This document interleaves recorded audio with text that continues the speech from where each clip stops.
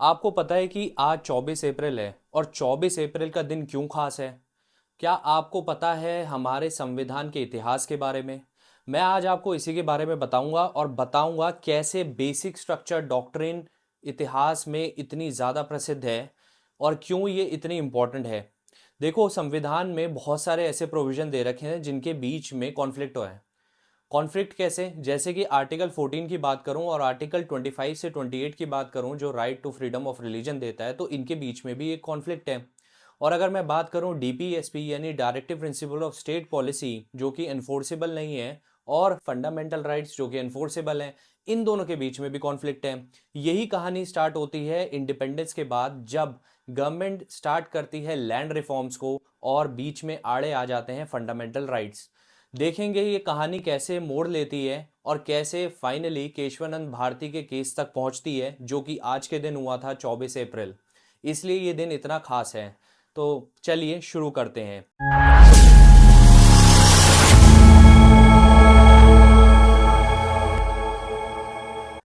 Hello everyone, welcome and welcome back to Rotic. आज हम बात कर रहे हैं बेसिक स्ट्रक्चर डॉक्ट्रिन की, और ये कहानी स्टार्ट होती है चंपकम दोराई राजन केस से, जहाँ पे गवर्नमेंट के ऑर्डर से यानी रिजर्वेशन होता है मेडिकल इंस्टीट्यूशन में। तो एक ब्राह्मण गर्ल होती है जिसके स्कोर तो अच्छे होते हैं बट उसे एडमिशन नहीं मिल पाता। इसके अगेंस्ट केस जाता है। उस केस में ये डिक्लेयर होता है कि ये रिजर्वेशन अनकॉन्स्टिट्यूशनल है, और इसी से नाखुश होती है सरकार। इसलिए वो पहला अमेंडमेंट लेकर के आती है, फर्स्ट अमेंडमेंट लेकर के आती है, और उसके अंदर दो चीज़ों पे बात होती है। पहला है आर्टिकल 31 और दूसरा है आर्टिकल 15। आर्टिकल 15 जो एजुकेशन में रिजर्वेशन की बात करता है, उसके अंदर 15 क्लॉज 3 तक तो थे, बट फर्स्ट अमेंडमेंट के बाद आर्टिकल 15 क्लॉज 4 ऐड हो जाता है, जिसमें एससी एसटी और वीकर सेक्शन के लिए आप रिजर्वेशन कर सकते हो एजुकेशनल इंस्टीट्यूशंस में। और आर्टिकल 31 में भी 31A और 31B जोड़ दिया जाता है। 31A कहता है कि अगर सरकार कोई भी लैंड रिफॉर्म्स कर रही है तो 31 के कोई और प्रोविजंस उसे रिस्ट्रिक्ट नहीं कर सकते, और आर्टिकल 31B के अंदर 9th शेड्यूल को ऐड कर देती है। क्यों? क्योंकि इसके अंदर अगर कोई भी लॉ आ गया, अगर कोई भी लॉ गवर्नमेंट 9th शेड्यूल में डाल देती है, तो वो जुडिशियल रिव्यू के बियॉन्ड है। मतलब उस पर सुप्रीम कोर्ट अपना डिसीजन नहीं दे सकता, उसे रिव्यू नहीं कर सकता। चलिए मैं थोड़ा सा आपको 31 के बारे में बताता हूँ। आर्टिकल 31 के अंदर दो क्लॉज हैं, क्लॉज 1 एंड क्लॉज 2। क्लॉज 1 ये कहता है कि गवर्नमेंट किसी की लैंड या प्रॉपर्टी सिर्फ लेजिस्लेशन से छीन सकती है, एग्जीक्यूटिव ऑर्डर से नहीं छीन सकती, यानी उसके लिए कानून बनाना पड़ेगा। और 31(2) क्या कहता है, यानी क्लॉज 2, वो ये कहता है कि अगर गवर्नमेंट किसी की लैंड या प्रॉपर्टी छीनती है तो उसके लिए कॉम्पनसेशन देना पड़ेगा। तो ये दो क्लॉज थे, और इसी के अंडर ऐड हो गया 31A और 31B। अब इससे जो जमींदार थे वो बहुत ही नाखुश थे। तो इसके बाद पहला केस आता है 1951 में, शंकरी प्रसाद वर्सेस यूनियन ऑफ इंडिया का केस। इसमें नया एंगल खुल करके आता है। देखो, आर्टिकल 13 और आर्टिकल 368 दो इंपॉर्टेंट आर्टिकल हैं। आर्टिकल 368 में सेंटर की यानी पार्लियामेंट की पावर्स को डिफाइन किया गया है, वो कैसे कॉन्स्टिट्यूशन में अमेंडमेंट कर सकते। और आर्टिकल 13 बताता है कि कौन कौन से ऐसे लॉज हैं, एक्ट्स हैं, ऑर्डिनेंस हैं, और क्या प्री इंडिपेंडेंस के जो क्लॉजेज हैं, जो लॉज हैं, उनके बारे में बताता है। अब इसी में जो दो पार्टी हैं, एक तो एक तरफ है सरकार और दूसरी तरफ है जो जमींदार और लैंडलॉर्ड्स हैं, जो कि बहुत नाखुश हैं। तो उनका ये कहना है कि आर्टिकल 13 के अंडर आर्टिकल 368 आता है, और गवर्नमेंट कहती है कि आर्टिकल 13 के पास इतनी शक्ति नहीं है कि वो आर्टिकल 368 को कंट्रोल कर सके। सुप्रीम कोर्ट का डिसीजन ये रहता है कि आर्टिकल 13 और आर्टिकल 368 अलग अलग हैं। आर्टिकल 13 के अंदर आर्टिकल 368 नहीं आता। अब 1964 में गवर्नमेंट क्या करती है, 17th अमेंडमेंट एक्ट लेकर के आती है, जिसके तहत बहुत सारे ऐसे लॉज थे जो 9th शेड्यूल में नहीं डाल पा रही थी, यानी बहुत सारे लैंडलॉर्ड्स और जमींदार से अभी जमीन नहीं छीन पा रही थी। इसके चलते वो 17th अमेंडमेंट एक्ट लेकर के आई थी। अब इसी को चैलेंज करा जाता है और नया केस आता है सज्जन सिंह का मामला राजस्थान में। उसमें क्या डिक्लेयर करती है सुप्रीम कोर्ट कि जो आर्टिकल 13 है उसके अंडर आर्टिकल 368 नहीं आता, और गवर्नमेंट का 17th अमेंडमेंट लाना वैलिड है। पर इससे लोग नाखुश होते हैं, इसलिए दोबारा एक इंपॉर्टेंट जजमेंट आती है जिसे हम कहते हैं गोलकनाथ का केस 1967 का। अब 1967 में क्या होता है, चीजें एकदम से टर्न कर जाती हैं 360 डिग्री पे।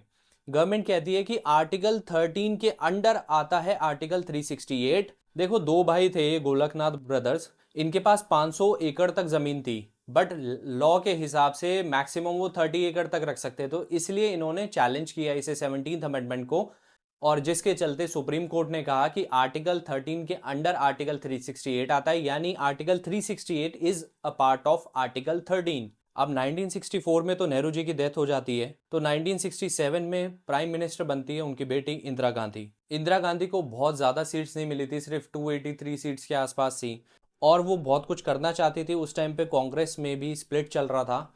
तो 1969 में वो बैंक नेशनलाइजेशन का कॉन्सेप्ट लेकर के आती हैं। अब बैंक नेशनलाइजेशन, मैंने आपको बताया था कि अगर सरकार कोई भी प्रॉपर्टी छीनेगी तो कॉम्पनसेशन देगी, और सिर्फ लेजिस्लेशन से छीन सकती है, और सिर्फ पब्लिक इंटरेस्ट में छीन सकती है। तो इसलिए पब्लिक इंटरेस्ट तो बनता है कि गरीबों के लिए वो बैंक नेशनलाइजेशन होना चाहिए। और कॉम्पनसेशन में उन्होंने ये चेंज करा दिया था कि या तो जो सरकार अमाउंट देगी वो, या फिर ट्राइब्यूनल से जो अमाउंट डिक्लेयर किया जाएगा वो भी 10 सालों के बाद मिलेगा। इसी के अगेंस्ट एक केस आता है जिसे हम कहते हैं आरसी कूपर का केस। आरसी कूपर बहुत रिच मैन थे, उनके बहुत सारे बैंक्स में स्टेक्स थे। तो वो इसे चैलेंज करते हैं और कहते हैं कि जो इंदिरा गांधी ये लॉ लेकर के आई हैं, ये ऑर्डिनेंस के थ्रू था।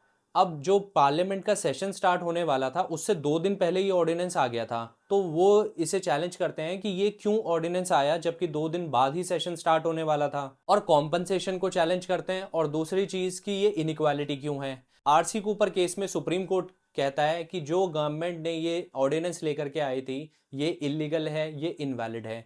तो इंदिरा गांधी को एक झटका लगता है। तो यहाँ पे इंदिरा गांधी हार नहीं मानती है और दोबारा से ट्राई करती हैं। 1970 में जो प्रिवी पर्स हैं, प्रिवी पर्स यानी जो किंग्स वगैरह थे, उन्हें बहुत सारे ऐसे प्रिविलेजेस दिए जाते थे, बहुत एक अच्छा खासा अमाउंट मिलता था उन्हें हर महीने। तो इंदिरा गांधी इसे खत्म करना चाहती थी, इसलिए उन्होंने रूल्स के अंदर डेफिनेशन को चेंज कर दिया। और इसी के अगेंस्ट एक केस आता है Madhav Rao Scindia versus union of India का केस, जिसमें इंदिरा गांधी को दोबारा हार फेस करनी पड़ती है क्योंकि सुप्रीम कोर्ट इसे इलीगल बता देता है। देखो 1972 में एक फेमस केस है इंदिरा गांधी वर्सेस राजनारायण का केस। बात होती है लोकसभा के इलेक्शन की 1971 में, जो रायबरेली से इंदिरा गांधी उम्मीदवार थी, उनके ऊपर ये आरोप था कि वो अनफेयर प्रैक्टिसेस में इन्वॉल्व है इलेक्टोरल प्रोसेस की। इसी के चलते उन्होंने क्या किया, नेशनल इमरजेंसी जब लगने वाली थी उससे पहले ही 39th अमेंडमेंट एक्ट लेकर के आए थे, जिसके चलते उन्होंने 329 क्लॉज ए ऐड कर दिया था, जिसके अंदर ये लिखा था कि कोई भी कोर्ट प्राइम मिनिस्टर और स्पीकर के इलेक्शन को चैलेंज नहीं कर सकता। अब सुप्रीम कोर्ट ने इसे इनवैलिड और इलीगल डिक्लेयर कर दिया और कहा कि ये फंडामेंटल राइट्स का वायलेशन है। अब 1971 में आपको पता है बांग्लादेश बन चुका था। तो बांग्लादेश के बाद सिर्फ इंदिरा गांधी के सिर्फ 2-3 चैलेंज थे उनके सामने।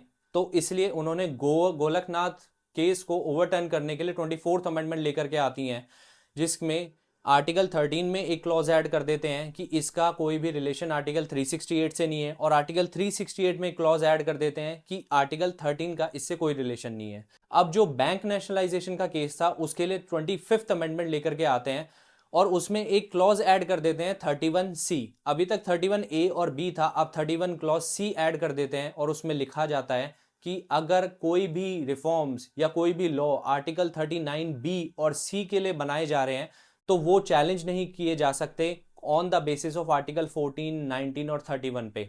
और जो प्रिवी पर्स का मामला था उसे ठीक करने के लिए वो लेकर के आते हैं 26th amendment act. 26th amendment में वो डेफिनेशन चेंज कर देते हैं। अब जो रूलर्स थे जिन्हें कुछ मिला करता था सिर्फ वही रूलर्स थे, अब कोई रूलर्स नहीं थे। तो ऐसे प्रिवी पर्स का भी मामला सॉर्ट आउट हो गया। अब इंपॉर्टेंट जो है वो है 29th amendment act. 29th amendment act में जो और कुछ लॉस थे उन्हें 9th शेड्यूल में डाल दिया गया, और उसी में एक केस था केरला का लैंड रिफॉर्म एक्ट, जिसके चलते केशवानंद भारती जो कि शंकराचार्य थे, उनके बहुत सारे मठ थे, तो मैनेज करने की पावर जो थी मठ की वो सरकार के हाथों में चली गई, उसे छीन लिया गया। इसी को चैलेंज किया जाता है, और हमारा फेमस केस आता है केशवानंद भारती केस, जिसमें 13 बेंच यानी 13 जज की बेंच ने सुप्रीम कोर्ट में डिसीजन दिया, जो कि अभी तक की हाईएस्ट डिसीजन बेंच थी। इस केस में 7:6 से जजमेंट आता है, और ये कहा जाता है कि जो अमेंडमेंट की थी सरकार ने 24, 25 और 29 वो वैलिड हैं, और सरकार के पास ये हक है, ये राइट है कि वो कॉन्स्टिट्यूशन में अमेंडमेंट कर सकती है, पर वो अमेंडमेंट बेसिक स्ट्रक्चर यानी कॉन्स्टिट्यूशन का जो बेसिक ढांचा है उसे नहीं हिला सकती, उसे चेंज नहीं कर सकती। यानी power to amend constitution is not equal to power to recreate constitution. और इसी के चलते हमारे जो सुप्रीम कोर्ट है वो इस डॉक्ट्रिन को देते हैं नाम बेसिक स्ट्रक्चर डॉक्ट्रिन। तो 1973 के केशवानंद भारती केस से गवर्नमेंट नाखुश थी और इसी के अगेंस्ट वो 42nd अमेंडमेंट लेकर के आती है 96 में, जिसमें बहुत सारे चेंजेस किए जाते हैं। इसे मिनी कॉन्स्टिट्यूशन भी कहा जाता है। कौन कौन से चेंजेस हैं? देखो, यूनिटी ऑफ नेशन को चेंज कर दिया गया, unity and integrity of the nation.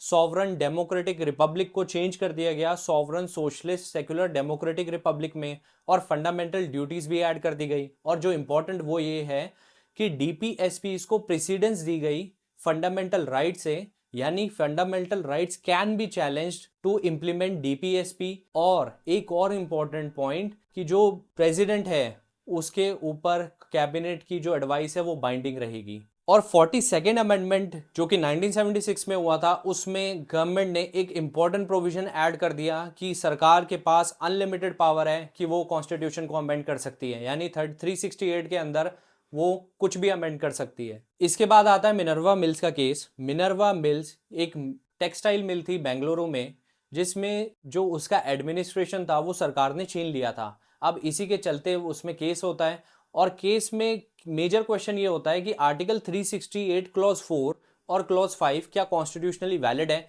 और आर्टिकल 31C में जो एडिशन थी जिससे डीपीएसपी को प्रेसिडेंस मिली फंडामेंटल राइट से, क्या वो वैलिड था। इसमें सुप्रीम कोर्ट ये कहती है कि गवर्नमेंट के पास इनफाइनाइट पावर्स नहीं है किसी भी चीज को अमेंड करने की, और जुडिशियल रिव्यू जो कि एक बेसिक डॉक्ट्रिन है, बेसिक स्ट्रक्चर की डॉक्ट्रिन है, उसे गवर्नमेंट नहीं छीन सकती। तो मिनर्वा मिल्स केस में सुप्रीम कोर्ट ने कहा कि government does not have infinite authority to amend constitution, और सिर्फ वो अमेंडमेंट उतनी कर सकती है अगर वो बेसिक स्ट्रक्चर डॉक्ट्रिन से कंसिस्टेंट है। तो इसके बाद एक केस है जो कि इंपॉर्टेंट है, वो है वामन राव का केस 1981 में। इसमें क्या चैलेंज किया जाता है? क्वेश्चन ये होता है कि आर्टिकल 31A, B और C क्या कंसिस्टेंट है।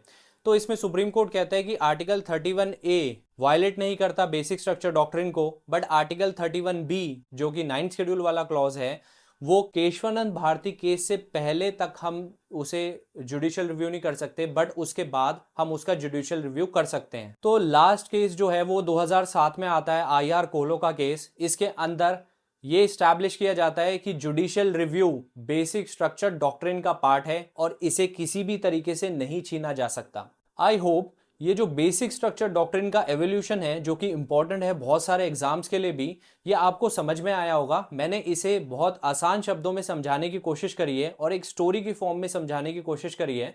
अगर मुझसे कहीं पे गलती हुई है तो प्लीज़ उसे कमेंट बॉक्स में ज़रूर बताना, और अगर ये वीडियो पसंद आया तो इसे लाइक करें, शेयर करें एंड सब्सक्राइब करें।